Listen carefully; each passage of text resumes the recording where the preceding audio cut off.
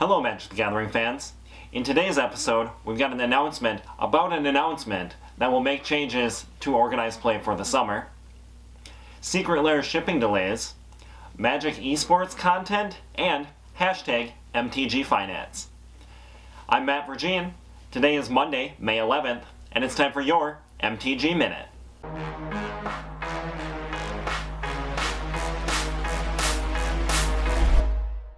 The top story for the week is that Wizards made an announcement on Weekly MTG that they will be announcing how organized play will work for the summer within the next 2 weeks.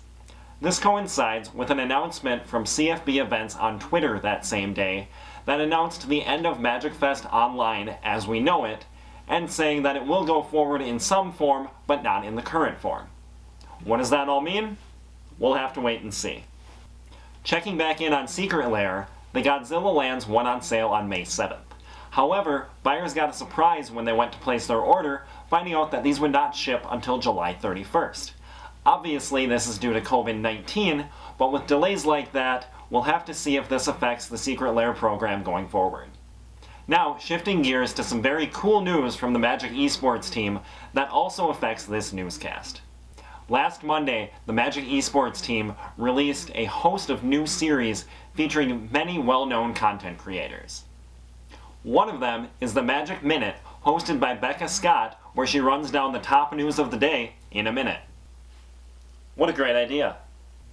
What this means for you is that instead of reporting the top deck lists of the day, I'll still be reporting the top news, but then I'll take a deeper dive into that news and offering some opinions on it. All of the new content they've released is very cool, and I encourage you to check that out. Today will be the first of those deep dives as we take a look at what's happening in the Magic economy.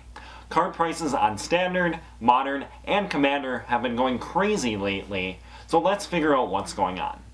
With the suspension of in-store play and no Magic Fest tournaments, we would expect the demand for paper cards to go down. However, as the Brainstorm Brewery podcast pointed out last week, supply has also been massively cut, because at those Magic Fests, players typically sell their cards to vendors, and then the game stores are also not open to buy the cards. So players are being forced to either hold onto their cards or sell via TCG Player or eBay, which is a fairly laborious process. Along with that, it would seem that enough players are using their stimulus checks to buy cards that some of the staples are beginning to dry up. What does this all mean for you? Well, as reported on this cast before, there will be another release of mystery boosters, we believe sometime in June. So, any of the cards from that set, we should have another time to buy in at lower prices as those store owners move to sell those cards online. Summer also tends to be a slower time for Magic as people move to other activities outdoors. However, with the COVID-19 pandemic, it's really an unknown on what activities people will be pursuing this year. My advice is that unless you need a card to play right now with your local friend group, be patient and see how the prices change over the summer. Most likely, we're going to see prices come down as people move to other activities for the summer and as vendors are allowed to open back up and begin buying and selling again. And that brings us to the end of today's cast. I do hope you like the new direction that I'm going with the cast. Keep an eye out this weekend as I'm releasing a video on how to properly ship cards that you're selling yourself. As always, feedback is much appreciated, and there are links in the show notes to everything discussed during this cast. Thanks for watching, and I'll see you back here for the week in MTG.